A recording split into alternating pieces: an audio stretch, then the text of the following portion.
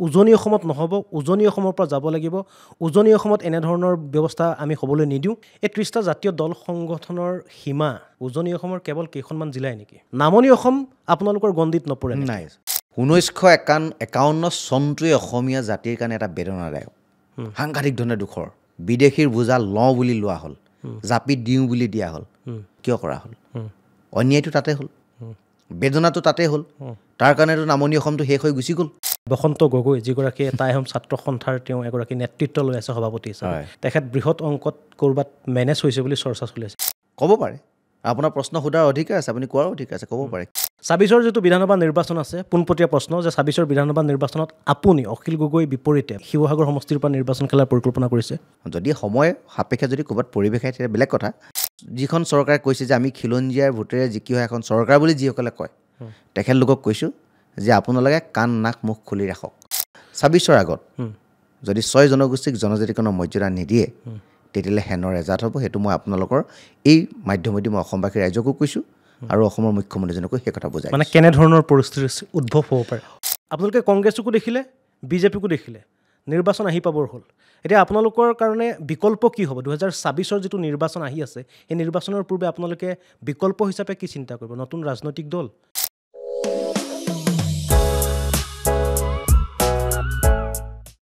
নমস্কাৰ, দীৰ্ঘদিনৰ অন্তত পুনৰ এটা ভডকাষ্টৰ নতুন খণ্ডলৈ আহিছোঁ আপোনালোকৰ মাজলৈ। আৰু আজি ভডকাষ্টৰ অনুষ্ঠানটোত এগৰাকী বিশেষ অতিথি আছে আৰু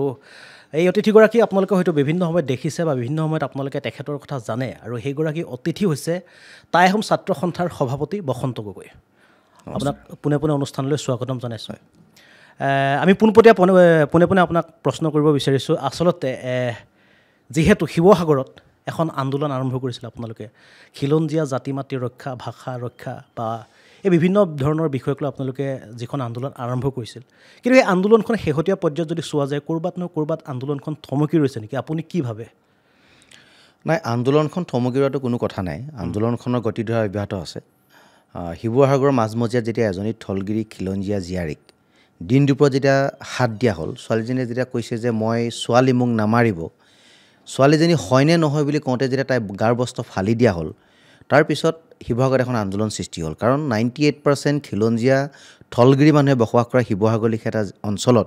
যদি থলগিৰি জীয়াৰী বোৱাৰীক যদি দিন দুপৰতে কোনোবাই শাৰীৰিকভাৱে এচাল কৰে আৰু তেখেতলোক যদি বহিৰাগতৰ দ্বাৰা সেই কামখিনি কৰা হয়, তেতিয়াহ'লে খিলঞ্জীয়া অসমত কিমান বিপদাপন্ন হৈছে সেই কথাটো তাৰ পৰা অনুমান কৰিব পাৰি। আৰু সেইকাৰণে শিৱসাগৰত এটা আন্দোলন সৃষ্টি হ'ল আৰু গোটেই সমগ্ৰ অসমব্যাপী সেই আন্দোলনে এটা গতিৰ ৰূপ লৈছে। আৰু এটা কথাই প্ৰতিপন্ন হৈছে যে খিলঞ্জীয়া থলগিৰি ৰাইজৰ অস্তিত্বৰ যি সংকট, সেই সংকটৰ কাৰণে এটা সংগ্ৰাম অব্যাহত আছে। আৰু এনেকুৱা হ'ল যে আপুনি যদি উজনি অসমলৈ যায়, উজনি অসমলৈ আপুনি পাৰ হোৱাৰ লগে লগে এটা দেখিব ৰাস্তাৰ কাষৰ যিমানবিলাক মাটি আছে, মাটিবিলাক আজি থলগিৰি খিলঞ্জীয়া ৰাইজৰ ওচৰত কিন্তু নাই। হাজাৰ হাজাৰ বিঘা মাটি কোনোবা বহিৰাগত বনিয়াই কিনি লৈছে আৰু এই থলগিৰি অসমীয়া তাৰ পৰা ভূমি অধিকাৰৰ পৰা ক্ৰমান্বয়ে বঞ্চিত হৈ আহিছে। আৰু চৰকাৰে ইয়াত দুখ আছে, কাৰণ চৰকাৰে কি কৈছে, সেই মাটিবিলাক যিবিলাক খেতি মাটি, যিবিলাক জলাহী মাটি, সেই মাটিবিলাক তেখেতলোকে শ্ৰেণী পৰিৱৰ্তন কৰি উদ্যোগিক ক্ষেত্ৰলৈ পৰিৱৰ্তন কৰি দিছে। এইটো আমাৰ কাৰণে এটা ডাঙৰ প্ৰত্যাহ্বান। আৰু উজনি অসমত ক্ৰমান্বয়ে আপুনি দেখিবলৈ পাইছোঁ যে অৰ্থনৈতিকভাৱে আমাক কঙা কৰি অনা হৈছে, ৰাজনৈতিক অধিকাৰ আমাৰ পৰা কাঢ়ি লৈ যোৱা হৈছে, সাংস্কৃতিকভাৱে আমাক আক্ৰমণ কৰা হৈছে, ভাষিকভাৱে আমাক ভাষিক সংখ্যা লঘুত পৰিণত কৰাৰ প্ৰচেষ্টা হাতত লৈছে। তাৰ কাৰণে সংগ্ৰাম হৈছে আৰু সংগ্ৰামখনৰ গতিটো অব্যাহত আছে। কোনো কাৰণত সংগ্ৰাম থমকি ৰোৱা নাই। আৰু অলপ দিনৰ পাছত এটা গণ আন্দোলন হ'ব। আমি যিটো আমি 1 লাখ মানুহৰ সমাৱেশ আমি কৰিবৰ কাৰণে প্ৰচেষ্টা হাতত লৈছোঁ আৰু অসমৰ বিভিন্ন প্ৰান্তত আমি সেই কামবিলাকৰ কাৰণে যোগাযোগ কৰি আছোঁ। আৰু অক্টোবৰ মাহৰ শেষৰ ফালে এটা বৃহৎ গণ প্ৰতিবাদ শিৱসাগৰৰ মাজমজিয়াত হ'ব। নিশ্চয়। আৰু এটা কথা এইখিনিতে মই ক'ব বিচাৰোঁ, যিহেতু যিখন খিলঞ্জীয়া আন্দোলন আছিল শিৱসাগৰত, সেই আন্দোলনখন প্ৰথমত আমি শেহতীয়া পৰিস্থিতিৰ কথা যদি ক'বলৈ যাওঁ, তাত দেখা পোৱা গৈছিল যে প্ৰথমত আপোনালোকৰ আন্দোলনটো আছিল বা আপোনালোকৰ প্ৰতিবাদ আছিল যিসকল অনা অসমীয়া লোক আছিল, অনা অসমীয়া লোকসকলৰ বিৰুদ্ধে আছিল। তেওঁলোকে আমাৰ যিসকল খিলঞ্জীয়া লোক আছিল বিভিন্ন সময়ত তেওঁলোকে অত্যাচাৰ উৎপীড়ন কৰি থকাৰ অভিযোগ আপোনালোকে দিছিল বা আপোনালোকে প্ৰমাণ সহকাৰে কিছুমান কথাও কৈছিল।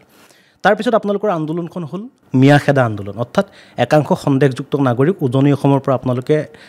নিৰ্দিষ্ট এটা সময়সীমা বান্ধি দিলে, 7 দিনৰ সময়সীমা। সেই 7 দিনৰ ভিতৰত তেওঁলোকে উজনি অসম এৰিব লাগিব। এতিয়া কথাটো হ'লে এই আপোনালোকৰ সময়সীমা, সেই সময়সীমাৰ পিছত তাৰ পৰা উজনি অসমৰ পৰা আপোনালোকে যাক ভাবি আছিল যে সন্দেহযুক্ত বংগমূলীয় মিয়া বুলি, তেওঁলোক আহিছেনে? নাই, চাওক, আন্দোলনৰ গতিধাৰা হৈছিলে আন্দোলনৰ পৃষ্ঠভূমি বেলেগ আছিল, আন্দোলনৰ গুহাৰ্থ বেলেগ আছিল। যে খিলঞ্জীয়া থলগিৰি ৰাইজৰ অধিকাৰ এখন আন্দোলন আছিল সেই আন্দোলনখন কৰি থকাৰ সময়তে নগাঁৱৰ ঢিঙত যিটো অমানসিক যিটো কাণ্ড হ'ল তাৰ কাৰণে ৰাইজ শংকিত হ'ল ৰাইজৰ মনত এটা আকৌ সন্দেহৰ ভাৱ হ'ল যে উজনি অসমৰ বিভিন্ন প্ৰান্তত এনেধৰণৰ কাণ্ড কাৰখানা ঘটিব নেকি তাৰ কাৰণে ৰাইজে কিছুমান কথা বতৰা কৈছিল কিন্তু পৰোক্ষভাৱে গোটেই আন্দোলনটো কোনোবা মিয়া অসমীয়া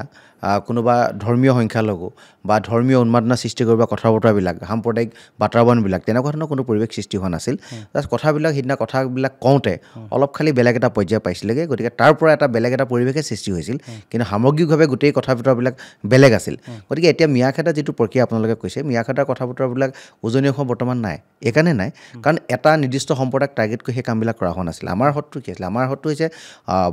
বাংলাদেশৰ পৰা যিসকল হিন্দু আহিছে সেইখিনিও আমাৰ শত্ৰু বাংলাদেশৰ পৰা যিখিনি মুছলমান আহিছে সেইখিনিও আমাৰ শত্ৰু আৰু বাহিৰৰ দেশৰ পৰা যিখিনি বহিৰাগত নাগৰিক আহিছে সেইখিনিও আমাৰ শত্ৰু আৰু আভ্যন্তৰীণভাৱে আন্তঃৰাজ্যিক যিটো প্ৰৱজনে আমাৰ অসমীয়া থলগিৰি খিলঞ্জীয়া ৰাইজৰ যিটো অধিকাৰ কাহিনীয়া এটা প্ৰচেষ্টা হাতত লৈছে সেইখিনিৰ লগত আমি উদ্বিগ্ন হৈ আছোঁ গতিকে সেই গোটেই কথাবিলাকৰ মাজেৰে আন্দোলনখন অব্যাহত আছে আৰু কোনো ধৰণৰ বিশেষ সম্প্ৰদায়ক টাৰ্গেট কৰি আন্দোলন সৃষ্টি হোৱা নাই কোনোবাই হয়তো ৰহণ লগাবলৈ প্ৰয়াস নকৰা নহয় কৰিছে আন্দোলনখন বিপদে পৰিছে নিবলৈ প্ৰয়াস নকৰা নহয় কৰিছে কিন্তু আমি যিসকল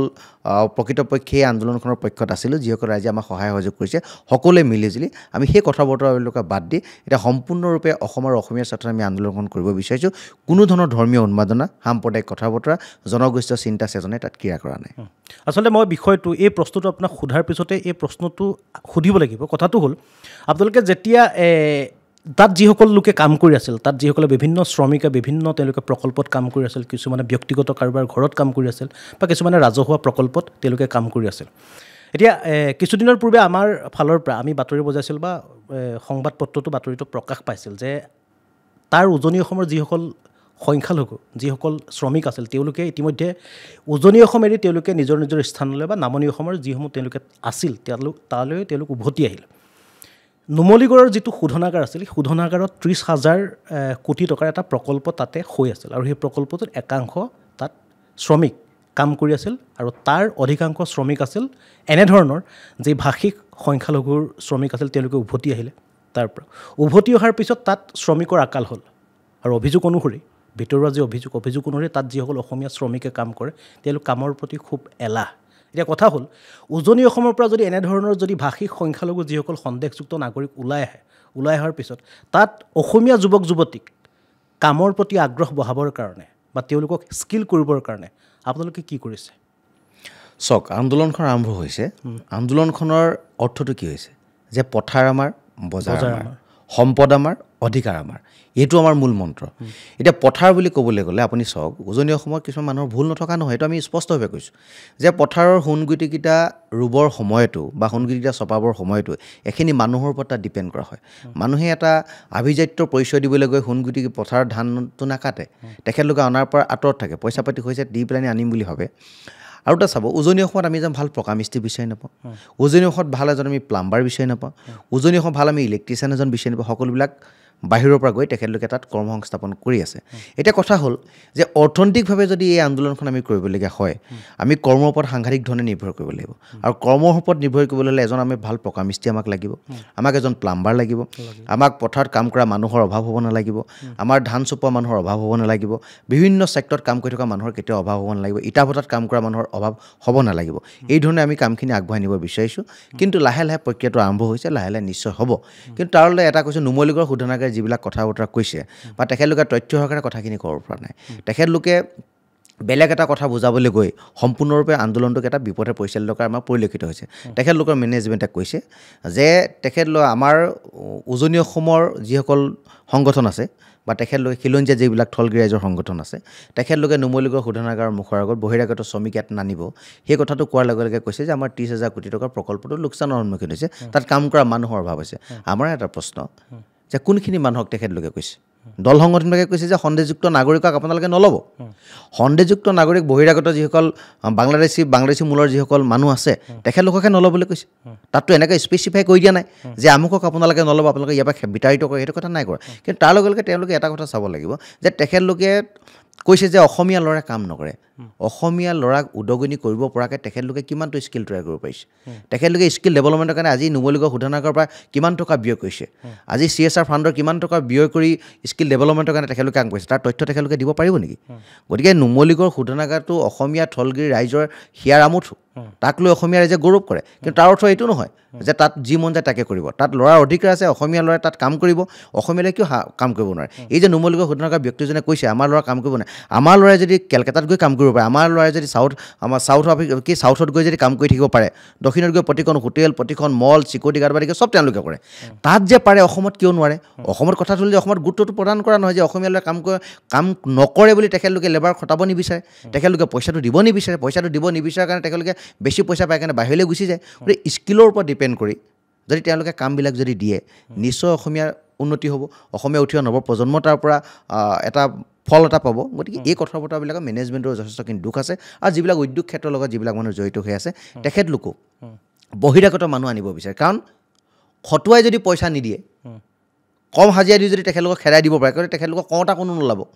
ওচৰৰ ল'ৰাকেইটাই অসমীয়া থলগিৰি ল'ৰাকেইটাই যদি পইচা নাপায় তেতিয়া হাল্লা কৰিব তাহাঁতি যদি ক'ব যে আমাৰ প্ৰাপ্যটো আমাক দিব লাগিব এই কথা বতৰাবিলাকৰ কাৰণেও থলুৱা যুৱক যুৱতীসকলক বহু ক্ষেত্ৰত এই যিসকল ব্যৱসায়িক গৈছে তেখেতলোকে স্থান দিব নিবিচাৰে কিন্তু বদনামটো দিয়ে যে ল'ৰাই কাম নকৰে কাম কৰা স্কিলৰ অভাৱ সেইকাৰণে তেখেতলোকে ইয়াত কাম কৰিব নোৱাৰে এই কথা বতৰাবিলাক আছে গতিকে নুমলীগড় শোধনাগাৰৰ কথা আপুনি যিটো কৈছে প্ৰকৃতপক্ষে সেইটো কথা নহয় আমাৰ ইয়াৰ পৰা ল'ৰাই গৈ যদি অসমৰ বাহিৰত যদি হাজাৰ হাজাৰ ল'ৰাই কাম কৰি থাকিব পাৰে সেই ল'ৰাখিনিও ইয়াত যদি উপযুক্ত ফেচিলিটি পায় নিশ্চয় কাম কৰিব আৰু তেখেতলোক কাম কৰিবলৈ সঁচা অৰ্থত আগ্ৰহী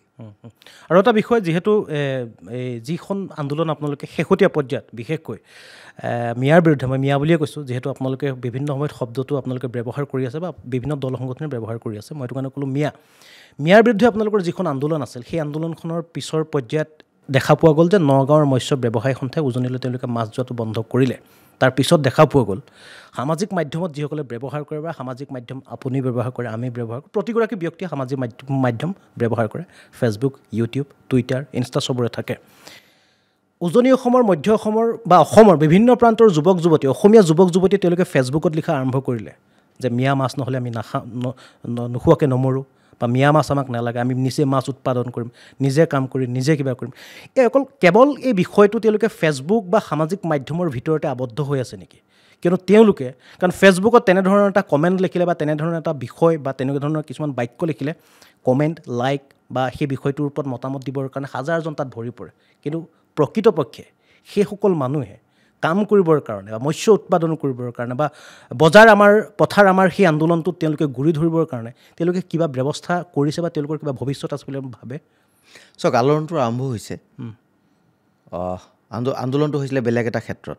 যেতিয়া নগাঁৱৰ মৎস্য বেপাৰীসকলে ক'লে যে উজনিলৈ আমি মাছ নপঠাওঁ কথাটো তেখেতলোকে কৈছে তেখেতলোকে কোৱাৰ লগে লগে উজনি অসমৰ যিসকল যুৱক যুৱতী আছে যিসকল মানুহ আছে তেখেতলোকৰ গাত নিশ্চয় লাগিছে কৈছে যে আমিতো উজনি অসমলৈ মাছ নগৈ এনেকুৱাতো অৰ্থনৈতিক ক্ষেত্ৰখনত আমি বাধা দিয়াৰ কোনো কথা নাছিলে আমি আন্দোলনটো কৰিছিলোঁ বেলেগ এটা ক্ষেত্ৰত তোমালোকে কৰিছা বেলেগ এটা ক্ষেত্ৰত গতিকে সেইকাৰণে তেওঁলোকে কৈছে যে উজনি অসমলৈ মাছ নপঠালেও বা আপোনালোকে যদি মাছ আমাৰ ইয়ালৈ নপঠাওঁ বুলি ভাবিছে তথাপিতো আমি নাখাই নমৰোঁ কাৰণ উজনি অসমত হাজাৰ হাজাৰ বিল আছে হাজাৰ হাজাৰ পুখুৰী আছে য'ত নেকি ফিচাৰী আছে য'ত তেখেতলোকে মৎস্য উৎপাদন কৰি স্বাৱলম্বিতাৰ দিশত বহুখিনি আগবাঢ়িছে এইটো সঁচা কথা আৰু থলুৱা মাছেৰে ভৰপূৰ উজনি অসম এনেকুৱা নহয় যে নগাঁৱৰ মাছেই গ'লেহে বজাৰখন চলিব তেনেকুৱা কোনো কথা নাই থলুৱা মাছে ভৰপূৰ হৈ আছে দিখৌ পৰা আদি কৰি নদ নদীৰ যিবিলাক মাছ আছে ভৰপূৰ হৈ আছে বজাৰ পৰ্যাপ্ত নে সেইখিনি পৰ্যাপ্ত আছে উজনি অসমৰ মাছ পৰ্যাপ্ত আছে সেইটো কোনো আমি নুই কৰিব নোৱাৰোঁ কাৰণ আপুনি মাঘৰ বিহুৰ সময়ত যদি আপোনালোকে আছে হাজাৰ হাজাৰ মানে কুইণ্টল মাছ উলিয়াই দিয়ে তাত আৰু এতিয়াও তাত লোকেল মাছে চলিছে কিন্তু চালানী মাছৰ যিটো প্ৰভাৱ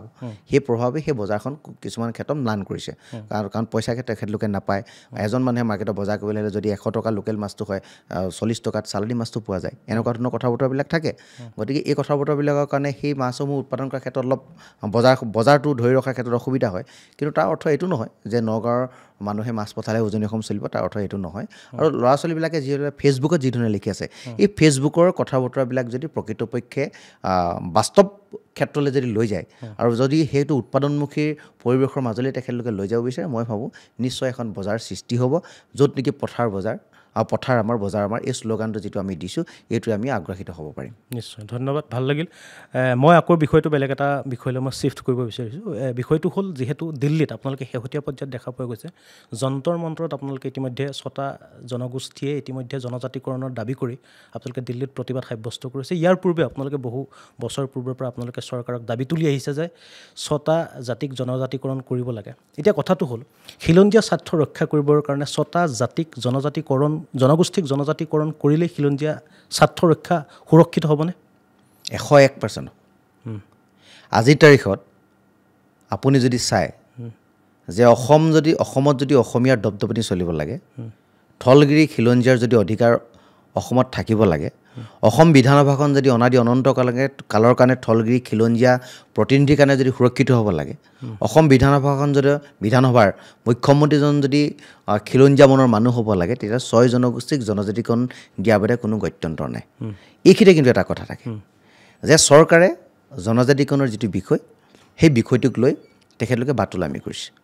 আৰু নিৰ্বাচনী ইছ্যু হিচাপে ইয়াক ব্যৱহাৰ কৰিছে এতিয়া অতি শেহতীয়াকৈ 2019 চনৰ 9 জানুৱাৰী তাৰিখে বিলখন ৰাজ্যসভাত উঠিল আৰু চৰকাৰৰ যিকেইটা এজেঞ্চি আছে anthropology survey of India register general of India tribal affairs সকলোৱে ক'লে যে অসমৰ আহোমকে ধৰি 6 জনগোষ্ঠীৰ জনজাতিকৰণ পাব পৰা সকলোবিলাক ক্ৰাইটেৰিয়া আছে আৰু তেখেতলোকে বিলখন পাছো কৰি দিছে পাছ কৰি বিলখন ৰাজ্যসভাত গৈ উঠাৰ পিছত কথাটো কি হয় মুখ্যমন্ত্ৰী ডাঙৰীয়া আমাক নকয় আৰু মুখ্যমন্ত্ৰী ডাঙৰীয়াক যেতিয়া কথাটো সোধা যায় তেতিয়া তেওঁ কয় যে অসমৰ 6 জনগোষ্ঠীক যদি জনজাতিকৰণৰ মৰ্যাদা দিয়া হয় তেতিয়াহ'লে অসমত যিবিলাক এক্সিষ্টিং যিবিলাক ট্ৰাইবেল আছে তেখেতলোকে অসমত ল এণ্ড অৰ্ডাৰ পৰিৱেশ সৃষ্টি কৰিব কেতিয়াবাতো তাতকৈ এখাপ আগুৱাই গৈ তেওঁ কৈছে যদি তেখেতলোকক জনজাতিকৰণৰ মৰ্যাদা প্ৰদান কৰা হয় তেতিয়া অসমত তেজৰ নৈ বব এই কথাষাৰ তেখেতৰ মুখেৰে কোৱা কথা এতিয়া আমাৰ প্ৰশ্ন হ'ল অসমৰ ৰজা আমি তোমাক পাতিছোঁ গণতান্ত্ৰিক ৰাজ্যখনৰ গণতান্ত্ৰিকভাৱে নিৰ্বাচিত হোৱা ৰজা তুমি খিলঞ্জীয়া থলগিৰি ৰাইজে তোমাৰ ওপৰত আস্থা ৰাখিছে বিশ্বাস ৰাখিছে আৰু নিৰ্বাচনী ইস্তাহাৰত তোমালোকে প্ৰকাশ কৰিছা যে আমি যদি কেন্দ্ৰৰ ৰাজ্যত চৰকাৰ বনাওঁ তেতিয়াহ'লে অনাগত 6 মাহৰ ভিতৰত অসমৰ 6 জনগোষ্ঠীক জনজাতিকৰণৰ মৰ্যাদা দিম সেইটো তোমালোকে এটা হিচাপত স্বীকাৰ কৰিছা যে জনজাতিকৰণৰ যিটো বিষয় সেইটো এটা ন্যায্য দাবী সেইটো সাংবিধানিক দাবী আৰু সেইটো এটা কনষ্টিটিউচনেল দাবী এই কথা তোমালোকে কৈছা কোৱাৰ পিছত আজি তোমালোকে ল এণ্ড অৰ্ডাৰ চিটুৱেশ্যনৰ কথা কৈছা অসমত যদি ল এণ্ড অৰ্ডাৰ চিটুৱেশ্যনটো ক্ৰিয়েট হয় তেতিয়াহ'লে অসমৰ মুৰব্বী হিচাপে সেই ল এণ্ড অৰ্ডাৰ পৰিস্থিতিটো দমন কৰা দায়িত্বটো তোমাৰ কাৰোবাৰ মনত যদি সন্দেহ আছে সন্দেহ দূৰ কৰা দায়িত্বটো তোমাৰ কিন্তু তাকে নকৰি কিয় জাতি জনগোষ্ঠীবিলাকৰ মাজত ডিভাইড এণ্ড ৰুল পলিচি তোমালোকে খেলিব বিচাৰিছা তেওঁলোকে কৈছে যে এক্সিষ্টিং যিবিলাক ট্ৰাইবেল আছে এক্সিষ্টিং ট্ৰাইবেলবিলাকে তেখেতলোকৰ অধিকাৰবিলাক সৰ্ব হ'ব বুলি ভাবি অসমৰ 6 জনগোষ্ঠীৰ জনজাতিকৰণৰ বিৰুদ্ধাচৰণ কৰিছে এতিয়া আমি স্পষ্টভাৱে তেখেতলোকক কৈছোঁ যে এক্সিষ্টিং যিবিলাক ট্ৰাইবেল আছে তেখেতলোক ভূমিপুত্ৰ থলগিৰি খিলঞ্জীয়া গতিকে তেখেতলোকৰ অধিকাৰ কাঢ়ি আনি অসমৰ 6 জনগোষ্ঠীক অধিকাৰ দিব নালাগে আমি OBC যিটো 20% OBC 20% যিটো আমি ভোগ কৰি আছোঁ তাৰ পৰা কাটি দি 6 জনগোষ্ঠীক জনজাতিকৰণৰ মৰ্যাদা আপোনালোকে দিয়ক যিহেতু 6 জনগোষ্ঠীৰ গোটেই মানুহবিলাক সেই 27%ত সোমাইছে কাৰণ OBCত সোমাই আছে আমি গ'লে OBC ভাহে গুচি যাম গতিকে সেই যিটো বাস্তৱ সন্মত কথা সেইটো চৰকাৰে সেই কামটো নকৰে কেৱল মাত্ৰ ৰাজনীতি নামৰ ৰাজনীতি কৰে কংগ্ৰেছে যিটো ৰাজনীতি কৰি থৈ আমাক ঠগি থৈ গ'ল সেই একে প্ৰলোভনৰ ৰাজনীতি বৰ্তমান বিজেপি চৰকাৰখনে কৰিছে কিন্তু এটা স্পষ্ট কথা 26ৰ আগত যদি 6 জনগোষ্ঠীক জনজাতিকৰণৰ মৰ্যাদা নিদিয়ে তেতিয়াহ'লে হেনৰ এজাত হ'ব সেইটো মই আপোনালোকৰ এই মাধ্যমেদি মই অসমবাসী ৰাইজকো কৈছোঁ আৰু অসমৰ মুখ্যমন্ত্ৰীজনকো সেই কথা বুজাই মানে কেনেধৰণৰ পৰিস্থিতিৰ উদ্ভৱ হ'ব পাৰে পৰিস্থিতি চাওক পৰিস্থিতি এনেকুৱা নহয় যে অসমত কটাকটি মৰামৰি হ'ব কিন্তু এখন গণতান্ত্ৰিক বিধি ব্যৱস্থাৰ মাজে আমি চলি আছোঁ এখন সংবিধানক আমি সন্মান জনাইছোঁ সংবিধানৰ প্ৰস্তাৱনাই আমাক অধিকাৰ দিছে প্ৰস্তাৱনাই দিয়া অধিকাৰবিলাক আমি তোমালোকৰ পৰা ভোগ কৰিব বিচাৰিছোঁ সেই অধিকাৰ তোমালোকে আমাৰ পৰা কাঢ়ি লৈছা বা পাকে প্ৰকাণ্তে ৰাজনীতি কৰি তাৰ পৰা আমাক দূৰত ৰাখিব বিচাৰিছা গতিকে এইবাৰো তাৰ আমি সেই প্ৰলোভনৰ ৰাজনীতি আমি ভুল নাযাওঁ 26ৰ বিধানসভা ইলেকশ্যন এটা সিদ্ধান্ত হ'ব গণতান্ত্ৰিক সিদ্ধান্ত হ'ব ৰাজনৈতিক সিদ্ধান্ত হ'ব যি ৰাজনৈতিক সিদ্ধান্ত আৰু যি গণতান্ত্ৰিক সিদ্ধান্তই চৰকাৰ আৰু দলক শলঠেকত পেলাব আৰু উজনিৰ গোটেই জাতিৰ জনগোষ্ঠীকেইটা সংঘবদ্ধভাৱে এটা প্ৰত্যাহ্বান থিয় কৰাব বিজেপিৰ বিৰুদ্ধে এই ক্ষেত্ৰত বিৰোধীৰ ভূমিকা কি বুলি ভাবে বিৰোধীয়ে যেনেদৰে আপোনালোকে 6টা জনগোষ্ঠীয়ে জনজাতিকৰণৰ কাৰণে যিটো আন্দোলন আপোনালোকে দীৰ্ঘদিনৰ পৰা কৰি আছে বছৰ বছৰ ধৰি কৰি আছে এই বিষয়টোক লৈ বিৰোধীৰ ভূমিকা কি বুলি ভাবে বিৰোধীয়ে আপোনালোকৰ লগত আছেনে আপোনালোকক বিৰোধীয়ে সংগ দিছেনে বিৰোধীক লৈ বিষয়টো আপোনালোক খুব আশাবাদী আজিৰ যি বিৰোধী তেখেতলোক 15 বছৰ শাসনত আছিল আমাৰ যিটো দাবী সেইটো দীৰ্ঘদিনীয়া দাবী, স্বাধীনোত্তৰকালৰ পাছৰে দাবী। বহুতে স্বাধীনোত্তৰকালৰ আগৰ দাবী, কিছুমানে স্বাধীনোত্তৰকালৰ পাছত কৰিছে। 6 জনগোষ্ঠীৰ দাবীটোক লৈ পেলাই কংগ্ৰেছে 15 বছৰ খালে। আৰু তেখেতলোকে ক'লে যে আমি 6 জনগোষ্ঠীক জনজাতিকৰণৰ মৰ্যাদা দিমেই, আমি কোনো ক্ষেত্ৰত তাৰপৰা পিছ নহওঁ,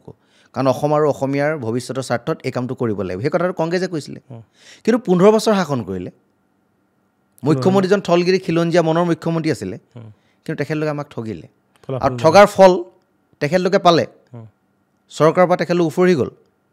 তেখেতলোকৰ অৰাজক পৰিস্থিতি সৃষ্টি হৈছে নিজৰ দল আৰু চৰকাৰৰ মাজত সেই সময়তে, কাৰণ তেখেতলোকে আমাক ঠগিছে, প্ৰলোভনৰ ৰাজনীতি কৰিছে, মিথ্যা আশ্বাস চলিছে। তাৰপিছত যেতিয়া বিজেপিয়ে যেতিয়া আমাক ক'লে যে আপোনালোকক আমি দিম, সেই বুলি ক'লেতে আমি 6 জনগোষ্ঠীৰ ৰাইজে তেখেতলোকক সহায় কৰিছিলোঁ, সংগ দিছিলোঁ, চৰকাৰ বনোৱাত অহোপুৰুষাৰ্থ কৰিছিলোঁ যে আমাক কিবা এটা দিম বুলি কৈছে, গতিকে চৰকাৰখন বনাব লাগে, আমি জনজাতিকৰণৰ মৰ্যাদা পাম। জনজাতিকৰণৰ মৰ্যাদা পোৱাৰ লগে লগে 6 জনগোষ্ঠীৰ ৰাইজ সুৰক্ষিত নহয়। অসম আৰু অসমীয়া সুৰক্ষিত হ'ব। অসমৰ সম্পদৰ ওপৰত অসমীয়া অধিকাৰ থাকিব। অসমৰ প্ৰতিটো বায়'ডাইভাৰ্চিটিৰ ওপৰত থলগিৰি খিলঞ্জীয়া ৰাইজ প্ৰতিনিধিৰ অধিকাৰ থাকিব। এই কথাখিনি আমি বিচাৰিছিলোঁ। এই কথাখিনিৰ কাৰণে আমাক জনজাতিকৰণ বিচাৰিছোঁ। কিন্তু বিৰোধীয়ে বৰ্তমান সময়ত যি ধৰণে গুৰুত্ব প্ৰদান কৰিব লাগে সেই ধৰণে গুৰুত্ব প্ৰদান কৰা নাই। ৰাজনীতি নামৰ ৰাজনীতি কৰিছে। গৌৰৱ গগৈ ডাঙৰীয়া পাৰ্লিমেণ্টত যদিও কথাখিনি উলিয়াইছে, সেই কথাখিনি কিমান দূৰ বাস্তৱসন্মত সেই কথাখিনি আমি ধৰিব পৰা নাই। কাৰণ তেখেতৰ দেউতাকে মুখ্যমন্ত্ৰী আছিলে, এটা সময়ত 15 বছৰ কাল খাই থৈ গ'ল। তেখেতে কি কৰি থৈ গ'ল? আৰু আজি ৰকিবুল হুছেইনে জনজাতিকৰণৰ প্ৰসংগটো কৈছে, কিন্তু তেখেতে জনজাতিকৰণৰ প্ৰসংগটো কোৱাৰ লগে লগে আমাৰ সন্দেহে হয় যে তেখেতলোকে প্ৰকাৰান্তে হিমন্ত বিশ্ব শৰ্মা ডাঙৰীয়াক এইটো কথা কৈছে নেকি যে আপুনি কোনো কাৰণত অসমৰ 6 জনগোষ্ঠীৰ ৰাইজক জনজাতিকৰণ নিদিব, আপুনি আঁতৰি থাকক তাৰ পৰা, অসম আৰু অসমীয়াৰ ভৱিষ্যতৰ স্বাৰ্থত আপুনি কাম নকৰিব, এই ধৰণৰ কথা বতৰা ভিতৰি পাতিছে নেকি তাক লৈহে আমাৰ সন্দেহ হয়। সেইকাৰণে বিৰোধীয়ে জনজাতিকৰণৰ কথাটো অত্যাধিকভাৱে কোৱাৰ লগে লগে আমাৰো ক'ৰবাত সন্দেহ নোহোৱা নহয় ৰাজনীতিটো ক'ত হৈছে, আৰু ৰাজনীতিটো দেখা দেখি হৈয়ে আছে, আমি বুজি পাইছোঁ। গতিকে সেই বুজি পাইহে উজনিৰ ৰাইজে এটা সংঘবদ্ধভাৱে এটা আন্দোলন কৰিব, যিটোক মই কৈছোঁ যে গণতান্ত্ৰিক আন্দোলন আৰু সম্পূৰ্ণ এটা ৰাজনৈতিক আন্দোলন। 2026 যিহেতু নিৰ্বাচন আহি আছে, 2024 মাজত এটা বছৰ আছে, এটা বছৰ পিছত নিৰ্বাচন অনুষ্ঠিত হ'ব, বিধানসভা নিৰ্বাচন। আপুনি ক'লে ইতিমধ্যে যে কংগ্ৰেছে 15 বছৰ তেওঁলোকে শাসনত থাকিলে, জনজাতিকৰণ তেওঁলোকে নকৰিলে, বিজেপি আহিলে একেটা কথা একেটা বিষয়কে তেওঁলোকে আওৰাই চৰকাৰত বহিলে, আপোনালোকে চৰকাৰত বহালে, বিজেপিয়ে কোনো ধৰণৰ স্থিতি গ্ৰহণ নকৰিলে, স্পষ্ট স্থিতি দেখা পোৱা নগ'ল বিজেপিৰ। এতিয়া আপোনালোকে কৈছে যে আপোনালোকে কংগ্ৰেছকো দেখিলে, বিজেপিকো দেখিলে, নিৰ্বাচন আহি পাবৰ হ'ল। এতিয়া আপোনালোকৰ কাৰণে বিকল্প কি হ'ব? 2026 যিটো নিৰ্বাচন আহি আছে, সেই নিৰ্বাচনৰ পূৰ্বে আপোনালোকে বিকল্প হিচাপে কি চিন্তা কৰিব? নতুন ৰাজনৈতিক দল নে আপোনালোকৰ ফালৰ পৰা নিজাববীয়াকৈ ৰাজনৈতিক দল খুলি বা আপোনালোকে তাত নিজে সিদ্ধান্ত ল'ব নে কি, কেনেধৰণৰ এটা? নতুনকৈ ৰাজনৈতিক দল গঠন কৰাৰ ক্ষেত্ৰত আমি চিন্তা চৰ্চা একেবাৰে কৰা নাই। সেই ক্ষেত্ৰখনৰ পৰা আমি বহুত দূৰ আঁতৰত আছোঁ। কিন্তু উজনি অসমৰ কোনোবাই নহয় কোনোবাই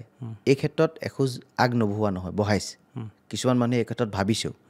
কাৰণ অসমৰ অসমীয়া স্বাৰ্থত যদি মানুহবিলাকে কাম নকৰে, যাকে বিশ্বাস কৰিছোঁ তেখেতলোকে যদি বিশ্বাসঘাতক কৰে, আৰু যাক আস্থা আৰু বিশ্বাসত লৈ দিল্লীৰ দিছপুৰৰ মছনদলৈ পঠোৱা হৈছে, আৰু তেখেতলোকে সেই আসনখন অলংকৃত কৰাৰ পাছতে যেতিয়া প্ৰতিনিধিসকলে যাৰ পৰা ভোট লৈ গৈছিল তেখেতলোকৰ যেতিয়া মৰ্ম বেদনা যেতিয়া বুজি নাপায়, তেতিয়া মানুহৰ ক্ষোভটো অৱশ্যম্ভাৱী থাকিবই আৰু বেদনাটো থাকিবই। তাক লৈ কিছুমানে চিন্তা নকৰা নহয় কৰিছে, কিন্তু আমি টাই আহোম ছাত্ৰ সন্থাৰ মজিয়াৰ পৰা তেনেকুৱা কোনো চিন্তা চৰ্চা কৰা নাই, আমি চিন্তা চৰ্চা কৰা নাই। কিন্তু এটা কথা স্পষ্ট, যি জনগোষ্ঠীকেইটাৰ পক্ষত থাকিব, যি থলগিৰি খিলঞ্জীয়া ৰাইজৰ পক্ষত থাকিব, যি অসম আৰু অসমীয়া স্বাৰ্থত কাম কৰিব, সেই মানুহকে এইবাৰ ভোট দিয়াৰ এটা সিদ্ধান্ত ইতিমধ্যেই উজনি অসমৰ ৰাইজে লৈছে। কাৰণ দেখিছে, গোটেই বিষয়বস্তুটো বুজি পাইছে যে নামনি অসমত মানুহবিলাকে ৰাজনীতি কৰি যে নামনি অসমৰ পৰিৱেশটো কি কৰিলে বুজি পাইছে। আজি নামনি অসমৰ ৰাইজে নিজৰ ঘৰৰ ভিতৰত আজি ছেকেণ্ড ক্লাছ চিটিজেন হিচাপে বসবাস কৰিবলগীয়া হৈছে। বহু মানুহে তাত ভোট খোজাৰ অধিকাৰ হেৰুৱাই পেলাইছে, আৰু বহু মানুহে নিজৰ সাংস্কৃতিক অধিকাৰ, ভাষিক অধিকাৰ, নিজৰ ধৰ্মীয় অধিকাৰ সেই সকলোবিলাক হেৰুৱাই পেলাইছে। সেই কথা অসমৰ থলগিৰি ৰাইজে বুজি পাইছে যে নামনি অসমৰ ৰাজনীতিয়ে কি ধৰণে সেই থলগিৰি খিলঞ্জীয়া ৰাইজক কোঙা কৰি পেলালে। আজি ধুবুৰীৰ খিলঞ্জীয়া থলগিৰি ৰাইজ কেনেকুৱা ধৰণৰ এটা বিপদাপন্ন মুহূৰ্তত থিয় হৈ আছে সেই কথা ৰাইজে জানিছে, আমি বুজি পাইছোঁ, আমি উপলব্ধি কৰিছোঁ। উজনি অসমৰ ৰাইজে সেই কথাটো বুজি পাইছে। সেই একেই পৰিৱেশ উজনি অসমত বিৰাজ নকৰা স্বাৰ্থত এখন সংগ্ৰাম হৈছে, আৰু এই সংগ্ৰামখনে সুদূৰ প্ৰসাৰী এটা প্ৰভাৱ পেলাব। সংগ্ৰাম কিন্তু যদিও দেখিছে যে ল'ৰাকেইটা বৰ ডাঙৰ ডাঙৰ টিভিত লেকচাৰ দিছে, অলপ সময় পিছতে গোটেই কথা বতৰাবিলাক শেষ হৈছে, তেনেকুৱা নহয়। ভিতৰি মানুহৰ ক্ষোভ উদ্গীৰণ হৈ আছে, ক্ষোভৰ বহিঃপ্ৰকাশটো হ'বই। আৰু বহিঃপ্ৰকাশৰ কাৰণে ইতিমধ্যে তৈয়াৰ হৈছে গতিকে সেই বহিঃপ্ৰকাশৰ অৰ্থ বা সেই বহিঃপ্ৰকাশটো যে নিৰ্বাচনতো যে প্ৰকাশ নাপাব তাৰ কোনো অৰ্থ নাই মই সেইকাৰণে কৈছোঁ সম্পূৰ্ণ ৰাজনৈতিক এখন যুদ্ধ হ'ব আৰু সম্পূৰ্ণ গণতান্ত্ৰিক যুদ্ধ হ'ব যিখন গণতান্ত্ৰিক আৰু ৰাজনৈতিক যুদ্ধই অসম আৰু অসমীয়াৰ স্বাৰ্থত কাম কৰিব স্থলগিৰি ৰাইজৰ ভৱিষ্যত সুনিশ্চিত কৰিব অসমৰ সম্পদ অসমীয়াৰ ওচৰত থাকিব লাগিব অসমৰ ৰাজনৈতিক অধিকাৰ অসমীয়া ৰাইজৰ স্থলগিৰিৰ ওচৰত থাকিব লাগিব আৰু প্ৰতিটো বায়'ডাইভাৰ্চিটিৰ ওপৰত উঠি অহা নৱপ্ৰজন্মৰ স্থলগিৰি দপদপনি চলিব লাগিব এই পৰিৱেশৰ মাজত বাৰু বুজিলোঁ সেইটো কথা এতিয়া কথাটো হ'ল মই বেলেগ এটা প্ৰসংগ প্ৰথমতে মই প্ৰশ্ন কৰিছিলোঁ খিলঞ্জীয়াৰ যিখন আন্দোলনৰ বিষয়টো লৈ মই আকৌ সেই বিষয়টো টানি আপোনাক প্ৰশ্ন কৰিব বিচাৰিছোঁ চৰ্চা চলিছে যিহেতু মুকলিভাৱে নহ'লেও ভিতৰুৱাকৈ এটা চৰ্চা চলিছে যিখন আন্দোলন আপোনালোকে কৰিছিল শেহতীয়া পৰ্যায়ত সেই আন্দোলনখন হঠাৎ ক'ৰবাত নহয় ক'ৰবাত এটা গতিটো যিটো আছিলে গতিটো ক'ৰবাত হ্ৰাস পালে সেই গতিটো হ্ৰাস পোৱাৰ পাছতে ভিতৰুৱাকৈ এটা চৰ্চা চলিছে যে এগৰাকী বলিষ্ঠ বসন্ত গগৈ যিগৰাকীয়ে টাই আহোম ছাত্ৰ সন্থাৰ তেওঁ এগৰাকী নেতৃত্ব লৈ আছে সভাপতি হিচাপে তেখেত বৃহৎ অংকত ক'ৰবাত মেনেজ হৈছে বুলি চৰ্চা চলি আছে আপুনি কি কয় সেইটো সঁচা নে মিছা আপুনি কি কয় চাওক ঢেৰ কথা ওলাব পাৰে মোক আজি আপুনি ষ্টুডিঅ'ত বহি কৈ দিব পাৰে যে বসন্ত গগৈ আপুনি 1 কোটি টকা হিমন্ত বিশ্ব শৰ্মা ডাঙৰীয়াৰ পৰা লৈছে ক'ব পাৰে আপোনাৰ প্ৰশ্ন সোধাৰ অধিকাৰ আছে আপুনি কোৱাৰ অধিকাৰ আছে ক'ব পাৰে কিন্তু কথাটোৰ বাস্তৱসন্মত কিমান যুক্তিযুক্ততা আছে যে বসন্ত গগৈয়ে আন্দোলনটো কৰিলে বা বসন্ত গগৈৰ নেতৃত্বত বা বসন্ত গগৈয়ে সকলোকে লগত লৈ আন্দোলনটো কৰালে তাৰ অৰ্থ এইটো নি যে হিমন্ত বিশ্ব শৰ্মা ডাঙৰীয়াৰ ছত্ৰছায়াত আন্দোলনটো হৈছে আমিতো কাৰো ছত্ৰছায়াত আন্দোলন কৰা নাই কিন্তু এটা কথা ঠিক আমি আন্দোলন কৰিছোঁ স্থলগিৰি খিলঞ্জীয়া ৰাইজৰ বিৰুদ্ধে থকা মানুহখিনিৰ কাৰণে যিবিলাক মানুহে আমাৰ পৰা সকলো অধিকাৰ কাঢ়ি নিয়াৰ কাৰণে প্ৰচেষ্টা হাতত লৈছে তাৰ বিৰুদ্ধে সংগ্ৰাম হৈছে এই সংগ্ৰাম কোনো এটা ৰাজনৈতিক দলৰ বিৰুদ্ধে কিন্তু হোৱা নাই সেই সংগ্ৰামখন আপোনালোকে চাব পাৰে এই হাজাৰ হাজাৰ মানুহ ৰাজপথলৈ ওলাই আহি কোনোদিনা কোনো ক্ষেত্ৰতে কংগ্ৰেছ মুৰ্দাবাদ বিজেপি গো বেক বিজেপি মুৰ্দাবাদ বা বিজেপি জিন্দাবাদ কংগ্ৰেছ মুৰ্দাবাদ এজেপি জিন্দাবাদ এজেপি মুৰ্দাবাদ ৰাইজৰ দল জিন্দাবাদ এইবিলাক কথা কোৱা নাই কৈছে যে খিলঞ্জীয়া যিখন চৰকাৰে কৈছে যে আমি খিলঞ্জীয়াৰ ভোটেৰে জিকি হোৱা এখন চৰকাৰ বুলি যিসকলে কয় তেখেতলোকক কৈছোঁ যে আপোনালোকে কাণ নাক মুখ খুলি ৰাখক যে খিলঞ্জীয়া ৰাইজৰ অস্তিত্ব বিপদাপন্ন হৈছে যে খিলঞ্জীয়া স্বাৰ্থত থাকি কাম কৰোঁ এই কথাবিলাকহে কৈছোঁ আৰু তাৰ কাৰণে এটা সুন্দৰ পৰিৱেশো সৃষ্টি হৈছে কিন্তু তাৰ অৰ্থ এইটো নহয় যে কাৰোবাৰ ওচৰত গৈ আমি আঁঠু লৈছোঁ কাৰোবাৰ পৰা পইচা নি আমি সংগ্ৰাম কৰিছোঁ তেনেকুৱা কোনো কথা নাই হাৱাত বাতৰি ওলাব পাৰে ওলোৱাটো স্বাভাৱিক কথা কোনো ডাঙৰ কিন্তু তাৰ বাস্তৱসন্মত দৃষ্টিভংগী একো নাই আৰু তাৰ কোনো প্ৰভু নাই তাৰ কোনো একো কৰিবও নোৱাৰে হয়তো কোনোবাই আন্দোলনখনৰ শেষ হ'বৰ কাৰণে কোনোবাই ব্যৱস্থাপনা কৰিব পাৰে বেলেগ কথা কিন্তু আন্দোলন চলি আছে আন্দোলন চলিবই মই মানে আন্দোলনখনত ক'ৰবাত ৰাজনীতি সোমাই গ'ল নেকি নাই নাই ৰাজনীতি ক'তো সোমোৱা নাই তাত কংগ্ৰেছো সোমোৱা নাই তাত বিজেপিও সোমোৱা নাই তাত CPI সোমোৱা নাই তাত ৰাইজৰ দলো সোমোৱা নাই তাত AJPও সোমোৱা নাই AGPও সোমোৱা নাই কোনোৱে সোমোৱা নাই সম্পূৰ্ণ অৰাজনৈতিকভাৱে এই আন্দোলনখন চলিছে কোনো ৰাজনৈতিক দৃষ্টিভংগী তাত নাই খালি এটাই আন্দোলনৰ উদ্দেশ্য যে স্থলগিৰি খিলঞ্জীয়া ৰাইজৰ অধিকাৰ অনাদি অনন্তকালৰ কাৰণে অসমত সাব্যস্ত হ'ব লাগিব তাৰ কাৰণে আন্দোলন হৈছে আৰু এটা বিষয় যিহেতু চৰ্চা চলি থকা প্ৰশ্নটোৰ কথা আপোনাক সুধিলোঁৱে যিটো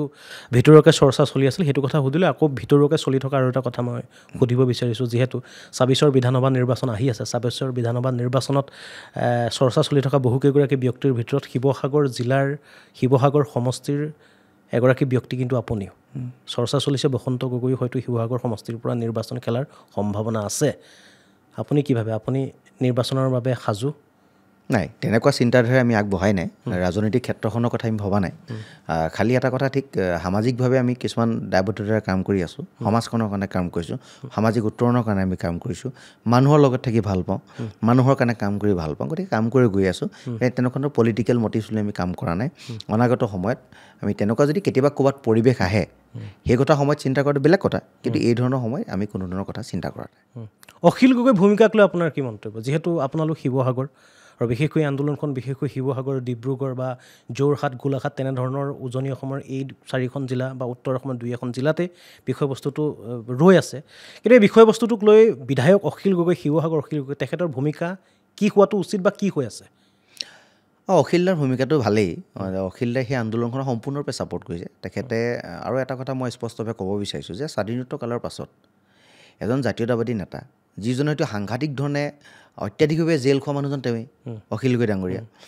গগৈ ডাঙৰীয়া জেলত থাকি শিৱসাগৰ স্থলগিৰি ৰাইজে জিকাইছে তেখেতক তেওঁ এদিনো হয়তো অসমৰ ইতিহাসত বিৰল যি বা ভাৰতৰ ইতিহাসতো বিৰল জেলত থাকি যিজন মানুহে সমষ্টিটো চুক কোন চিনি নাপায়, কেইখন পঞ্চায়ত আছে নাজানে, ক'ত মানুহ কাৰ ঘৰ সেইটো কথা নাজানে, কোন তাত প্ৰতিনিধিত্ব কৰিছে সেই কথাও নাজানি পেলানি এদিনো সমষ্টিত দৰ্শন নিদিয়াকৈ, পদধূলা নেপেলোৱাকৈ, মানুহৰ ওচৰত ফেচটো নেদেখুৱাকৈ কিন্তু তেওঁক জিকাইছে। কাৰণ অসমীয়া ৰাইজৰ আস্থাৰ বিশ্বাস আছে তেখেতৰ ওপৰত। তেওঁ এজন জাতীয়তাবাদী নেতা আৰু ৰাইজৰ কাৰণে কাম কৰি তেখেতে জেললৈ গৈছে, দেখিছে কিমান দিন জেলত থাকিছে। গতিকে তেখেতৰ ভূমিকাক লৈ প্ৰশ্নবোধক চিন আনিবলগীয়া একো নাই। আমাৰো তেনেকুৱা ধৰণৰ প্ৰশ্নবোধক চিন নাই তেখেতক লৈ। কাম ভালেই কৰি আছে, ৰাইজৰ স্বাৰ্থত কাম কৰিছে, ৰাইজৰ হৈ কাম কৰিছে। আৰু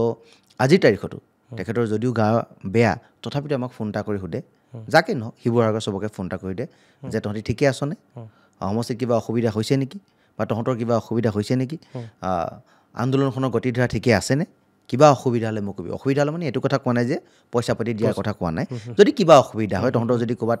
কিবা কথা বতৰাত যদি কিবা অসুবিধা হৈছে মোক কবি, মই ব্যৱস্থাপনাটো কৰি দিম। এই ধৰণৰ চিন্তাৰ চৰ্চা আগবঢ়াই এজন ব্যক্তিক আমিতো কেতিয়াও বেয়া পাব নোৱাৰোঁ। আৰু হয়, সঁচা অৰ্থত তেওঁ অসমৰ কাৰণে এটা ভাল চিন্তা কৰা এজন ভাল ব্যক্তি বুলি আমি ভাবোঁ। গতিকে শিৱসাগৰ প্ৰতিটো দল সংগঠন তেখেতৰ লগত আছে, আৰু শিৱসাগৰ প্ৰতিজন ৰাইজ তেখেতৰ লগত আছে। আৰু অসমৰ যি অসম আৰু অসমীয়া প্ৰকৃতপক্ষে ভাল পায়, ঠলগিৰি খিলঞ্জীয়া ৰাইজত যি প্ৰকৃতপক্ষে কাম কৰে, সকলো তেওঁৰ লগতে আছে। কাৰণ মানুহজনক ৰাইজে ভাল পায়, ৰাইজৰ হকে তেওঁ কাম কৰিছে। আৰু তাই এখন ছাত্ৰ সন্থাই হওক বা 30টা জাতীয় দল সংগঠনেই হওক, বিভিন্ন সময়ত উজনি অসমত আন্দোলন হৈ থকা, উত্তৰ অসমত আন্দোলন হৈ থকা, এই 30টা জাতীয় দল সংগঠনৰ সীমা, অসমৰ সীমা উজনি অসমৰ কেৱল কেইখনমান জিলাই নেকি? নহয়, সেই কথাটো নহয়। মই সিদিনা স্পষ্টভাৱে এটা কথা কৈছোঁ যে মানে মই এইটো কাৰণে ক'লোঁ, হয় হয়, আপোনালোকে যেতিয়াই আন্দোলন কৰে বা আপোনালোকৰ 30টা দল সংগঠনেই হওক বা 12টা দল সংগঠনেই হওক, আপোনালোকৰ আন্দোলনৰ যিকোনো ধৰণৰ আন্দোলনতে দেখা পোৱা যায়, অধিকাংশ আন্দোলনতে দেখা পোৱা যায় উজনি অসমত নহ'ব, উজনি অসমৰ পৰা যাব লাগিব, উজনি অসমত এনেধৰণৰ ব্যৱস্থা আমি হ'বলৈ নিদিওঁ, নামনি অসম আপোনালোকৰ গণ্ডিত নপৰে। নাই, শদিয়াৰ পৰা ধুবুৰীলৈকে পৰে। তেনেহ'লে উজনি অসমলৈ আপোনালোকে কেৱল বাস্তৱ কথাটো কোনটো যে উজনি অসমৰ এটা প্ৰান্ত, যিটো প্ৰান্তত বৰ্তমান ঠলগিৰি খিলঞ্জীয়া ৰাইজে দপদপাই আছে, সেই প্ৰান্তটো আমি চাৰিবেটো সুৰক্ষিত কৰি ল'ব বিচাৰিছোঁ। নামনিৰ পৰিৱেশ আমি তাত আনিব বিচৰা নাই। কিন্তু তাৰ অৰ্থ এইটো নহয় যে নামনি আৰু মধ্য অসমৰ ঠলগিৰি খিলঞ্জীয়া ৰাইজক আমি এৰি দিছোঁ। আমি কৈছোঁ যে বৰপেটাত যিসকল ঠলগিৰি খিলঞ্জীয়া ৰাইজ আছে, তেখেতলোকৰ লগতো আমি আছোঁ। নলবাৰীত যিসকল ঠলগিৰি খিলঞ্জীয়া ৰাইজ আছে, তেখেতলোকৰ লগতো আছোঁ। ধুবুৰীতো আছোঁ, ৰাভা হাছঙতো আছোঁ। আমি প্ৰতিটো প্ৰান্ততে আছোঁ। কিন্তু তেখেতলোক দুৰ্যোগপূৰ্ণ মুহূৰ্তত এই সময়ত আছে, কাৰণ সেই সময়ৰ ৰাজনীতিৰ কথাটো বেলেগ আছিল। আৰু তেখেতলোকৰ হয়তো ক'ৰবাত নহয় ক'ৰবাত সহিষ্ণুতাৰ কাৰণে, ক'ৰবাত নহয় ক'ৰবাত দুৰ্বলতাৰ কাৰণে এখিনি মানুহক এখিনি বিদেশীক তাক স্বদেশীৰ মৰ্যাদা দিয়াৰ কাৰণে তাৰ পৰিৱেশটো বেলেগ হৈ গুচি গ'ল। সেই পৰিৱেশটো উজনি অসমত আহিবলৈ দিব এইকাৰণেই বিচৰা নাই, যিহেতু আমিও শেষ হৈ গুচি যাম। এটাই প্ৰান্ত আছে য'ত নেকি এতিয়া ঠলগিৰি অসমীয়া দপদপাই আছে। সেই প্ৰান্তটো যদি শেষ হৈ গুচি যায়, তেতিয়া অসমত অস্তিত্বহীন এটা অসমীয়া জাতিলৈ পৰ্যবেক্ষিত হ'ব এই থকা অসমীয়া মানুহখিনি। গতিকে সেইটো আমি কৰিব বিচৰা নাই। কিন্তু তাৰ অৰ্থ এইটো নহয় যে উজনিৰ অসমীয়া আমি নামনি মধ্য অসম আমি ডিভাইড কৰিছোঁ, এইটো নহয়। আমি সকলোকে লগত লৈ আন্দোলন কৰিব বিচাৰিছোঁ। কিন্তু যিকণ বাচি আছে সেইকণো আমি অত্যাধিকভাৱে সুৰক্ষিত কৰি ল'ব বিচাৰিছোঁ। আমি সেইটোৱে কৰিব বিচাৰিছোঁ। আচলতে আপোনালোকৰ বিষয়টো এনেকুৱা ধৰণৰ, মানে যদি অসমখনক আমি এখন গাঁও বুলি ধৰোঁ, যদি এখন জিলাক আপোনাৰ ব্যক্তিগত এটা ঘৰ বুলি ধৰোঁ, প্ৰথমতে আপোনালোকে ঘৰখন সুৰক্ষিত কৰিব বিচাৰিছে, আৰু তাৰপিছত আপোনালোকে পৰ্যায়ক্ৰমে গাঁওখনৰ সুৰক্ষাৰ কথা চিন্তা কৰিব। বিষয়টো তেনেধৰণৰ। এতিয়া মই আকৌ আপোনাক এটা প্ৰশ্ন কৰিব বিচাৰিছোঁ, যিহেতু শেহতীয়া পৰ্যায়ত আজিৰ দিনটোত মুখ্যমন্ত্ৰী হিমন্ত বিশ্ব শৰ্মাই এটা মন্তব্য দিলে তেখেতে, আৰু মন্তব্যটো আছিল এনেধৰণৰ যে 1951 চনৰ যিসকল লোকে NRCত তেওঁলোকৰ নাম আছে, সেই অঞ্চলটোৰ এটা বিশেষ অঞ্চলৰ কোনো অঞ্চল বান্ধি দিয়া নাই, মই কৈছোঁ যে NRCত যিসকলৰ নাম আছে, 1951 চনৰ পূৰ্বে যিসকল লোকে NRCত তেওঁলোকৰ নাম আছে, সেইসকল মানুহৰ ভিতৰতে মাটি ক্ৰয় বিক্ৰয় আদান প্ৰদান এই বিষয়টো হ'ব। এই সম্পৰ্কত ইতিমধ্যে এখন প্ৰস্তাৱ তেওঁলোকে প্ৰেৰণ কৰিছে, হয়তো প্ৰস্তাৱখন গৃহীত হ'লে আইনৰ ৰূপান্তৰ হ'ব। এই বিষয়টোক লৈ কি কয় আপোনাৰ? এনেধৰণৰ 1991 চনত যিসকল NRCত লোক আছিল, সেইসকল লোকৰ মাজত মাটিৰ ক্ৰয় বিক্ৰয় বিষয়টোৱে খিলঞ্জীয়াৰ মাটি অধিকাৰ সুৰক্ষিত কৰিবনে? 1951 চনটোৱে অসমীয়া জাতিৰ কাৰণে এটা বেদনাদায়ক, সাংঘাতিক ধৰণে দুখৰ। সমগ্ৰ ভাৰতবৰ্ষৰ এটাই ভিত্তিবৰ্ষ 1951, অসমৰ কাৰণে 1971। 20 বছৰ বিদেশীৰ বোজা লওঁ বুলি লোৱা হ'ল, জাপি দিওঁ বুলি দিয়া হ'ল, চুক্তি কৰি আমি মানি ল'লোঁ যে আমাক বিদেশীৰ বোজা দিয়ক, আমি ল'বলৈ প্ৰস্তুত আছোঁ। কিয় কৰা হ'ল? অন্যায়টো তাতে হ'ল, বেদনাটো তাতে হ'ল। তাৰ কাৰণেতো নামনি অসমটো শেষ হৈ গুচি গ'ল। ধৰ্মৰ ফালৰ পৰা, সংস্কৃতিৰ ফালৰ পৰা, ভাষাৰ ফালৰ পৰা, অৰ্থনৈতিক ফালৰ পৰা, সকলো ফালৰ পৰা তাত গ্ৰাস কৰিলে। গতিকে মই চৰকাৰখনক, হিমন্ত বিশ্ব শৰ্মা ডাঙৰীয়াক এটা অনুৰোধ কৰিব বিচাৰিছোঁ, ভিত্তিবৰ্ষক লৈ তেখেতলোকে কিয় কাম নকৰে? কিয় সমগ্ৰ ভাৰতবৰ্ষৰ এটা ভিত্তিবৰ্ষ, অসমৰ বেলেগ এটা ভিত্তিবৰ্ষ, তাক লৈ আপোনালোকে কিয় কাম নকৰে? আপোনালোকৰতো শক্তি আছে, কৰোঁ বুলি ক'লে আপোনালোকে কৰিব পাৰে। এতিয়া যিটো কথা কৈছে 1951 কথা, ভূমি আইনৰ যিটো কথা কৈছে, সেই আইনখন কেইখন জিলাত প্ৰযোজ্য হ'ব? কেইখনমান জিলাতে প্ৰযোজ্য হ'ব নে সমগ্ৰ অসমতে প্ৰযোজ্য হ'ব? মাটিৰ যদি অসমীয়া ওচৰত নাথাকে, খিলঞ্জীয়া থলগিৰিৰ ওচৰত যদি মাটিৰ অধিকাৰটো নাথাকে, তেতিয়াহ'লে অসমটো অসমীয়া হৈ নাথাকিব। অসমটো কেতিয়াবা বিদেশী চৰণীয়া পথাৰ গোটেইখনেই হৈ গুচি যাব। বহিৰাগতৰ আগ্ৰাসনে অসমীয়া জাতি কোঙা কৰি পেলাব। এই কথা বতৰাবিলাক খিলঞ্জীয়া থলগিৰি ৰাইজৰ মনৰ এই মুখ্যমন্ত্ৰীজনে বুজাটো খুবেই প্ৰয়োজন। আৰু যদি তেখেতে ৰাজনীতিক স্বাৰ্থসিদ্ধিৰ কাৰণে কেৱল মাত্ৰ 2খন বা 3খন জিলা সামৰি কামবিলাক কৰিব বিচাৰিছে, তেতিয়াহ'লে অসম আৰু অসমীয়া ইয়াৰ পৰা সুৰক্ষিত নহয়। যিদৰে ডিলিমিটেশ্যনৰ পৰা অসম আৰু অসমীয়া জাতিটো সুৰক্ষিত নহয়, ঠিক সেইদৰে এই ভূমি আইনৰ পৰা সুৰক্ষিত নহয়। যদি কৰিব বিচাৰিছে 1951 ভিত্তিবৰ্ষ আধাৰত যদি কৰিব বিচাৰিছে, সমগ্ৰ অসমৰ গোটেই অঞ্চলবিলাকক সামৰি লওক। যিদৰে ধুবুৰীক সামৰি ল'ব, নলবাৰীক সামৰি ল'ব, বৰপেটাক সামৰি ল'ব, ঠিক সেইদৰে ধেমাজি, লখিমপুৰ, তিনিচুকীয়া, শদিয়া, ডিব্ৰুগড়, শিৱসাগৰ সকলো প্ৰান্তক সামৰি লওক। তেতিয়াহে অসমীয়া বাচিব, অসম বাচিব, ভূমিৰ অধিকাৰ অসমীয়াৰ ওচৰত থাকিব, অসমীয়া অসমত আছোঁ বুলি দপদপাই কথা ক'ব পাৰিব। কিন্তু ৰাজনীতিৰ নামত যদি ৰাজনীতি কৰে, ভোটৰ অংকত যদি কথা বতৰাবিলাক কৰে, 1951টো যদি কেৱল মাত্ৰ ৰাজনীতিৰ স্বাৰ্থত যদি ব্যৱহাৰ কৰে, তেতিয়াহ'লে আকৌ একেই পৰিৱেশ হ'ব। গতিকে তাক লৈ আমি বিশেষ আশাবাদী নহয়, কিন্তু আমি তেখেতৰ ওপৰত বিশ্বাসো আছে, নথকা নহয়। মুখ্যমন্ত্ৰীজনৰ আস্থাটো আছে, তেখেতে কাম কৰোঁ বুলি ক'লে কৰি দেখায়। গতিকে আমাৰ এইটোও বিশ্বাস যে আপুনি কৰোঁ বুলি ক'লে যদি কৰি দেখাব পাৰে, গতিকে ভূমিখিনি অসমীয়া মানুহৰ ওচৰত থ'ব পৰাকৈ এটা ব্যৱস্থাপনা আপুনি আপোনাৰ দিনত কৰি থৈ যাওক। সেইটো আপোনালোকৰ মাধ্যমেদি অসমৰ মুখ্যমন্ত্ৰীজনলৈ আমাৰ বিশেষভাৱে অনুৰোধ। অনুষ্ঠানটো শেষ কৰিম, কিন্তু অনুষ্ঠানটো শেষ কৰাৰ পূৰ্বে মই আপোনাক আকৌ এটা প্ৰশ্ন কৰিব বিচাৰিছোঁ, যিহেতু প্ৰশ্নটো এনেধৰণৰ। আচলতে বাহিৰত বিষয়টো চলি আছে বেলেগ ধৰণে, কিন্তু আপোনাৰ পৰা উত্তৰটো পালোঁ বেলেগ ধৰণে, কিন্তু ক'ৰবাত নহয় ক'ৰবাত আমি বিচৰা উত্তৰটো আপোনাৰ পৰা নেপালোঁ যেন লাগিছে। মই সেইকাৰণে প্ৰশ্নটো আপোনাক আকৌ এবাৰ কৰিছোঁ। 26ৰ যিটো বিধানসভা নিৰ্বাচন আছে, পোনপটীয়া প্ৰশ্ন যে 26ৰ বিধানসভা নিৰ্বাচনত আপুনি অখিল গগৈ বিপৰীতে বা অখিল গগৈ বিপৰীতে হয়তো আপুনি শিৱসাগৰ সমষ্টিৰ পৰা নিৰ্বাচন খেলাৰ পৰিকল্পনা কৰিছে? চ'ৰ্চটো ক'ত মই গম নাপালোঁ, ক'ৰ পৰা আপোনালোকে কথাবিলাক আনিছে মই সেইটোও গম নাপালোঁ। কিন্তু আপুনি যিহেতু মোক সুধিছে, উত্তৰটো মই পোনপটীয়াকৈ দিছোঁ। তেনেকুৱা ধৰণৰ ৰাজনৈতিক পৰিকল্পনাৰে আমি আগবঢ়া নাই। অখিল গগৈ ডাঙৰীয়াৰ লগত তেনেকুৱা ধৰণৰ কথা বতৰা হোৱা নাই, বা তেখেতে সেই তেনেকুৱা ধৰণৰ চিন্তা চৰ্চা আমি আগবঢ়া নাই। কিন্তু যদি সময় সাপেক্ষে যদি ক'ৰবাত পৰিৱেশ আহে তেতিয়া বেলেগ কথা, কিন্তু সেই কথা আমি সময়ত ভাবিম। কিন্তু এতিয়া তেনেকুৱা ধৰণৰ কোনো কথা বতৰা নিশ্চয়। কিন্তুটো আপুনি কিন্তু শব্দটোৱে ক'ৰবাত নহয় ক'ৰবাত এটা অপশ্যন এৰি দি গ'ল। বাৰু যেই নহওক সেই অপশ্যনটো 26ৰ নিৰ্বাচনৰ পূৰ্বে দেখা যাব যে আচলতে অখিল গগৈৰ বিৰুদ্ধে বা অখিল গগৈৰ বিপৰীতে আপুনি সেই সময়ত নিৰ্বাচনৰ পূৰ্বে ক'ত থাকে কি কথা সেইটো দেখা যাব। কিন্তু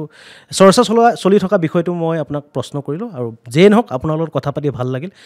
সাম্প্ৰতিক সময়ত যথেষ্টকেইটা বিষয়, এই বিষয়কেইটা আপোনাক সামৰি প্ৰশ্নকেইটা কৰিলোঁ, আপুনিও খুব সুন্দৰকৈ উত্তৰকেইটা দিলে।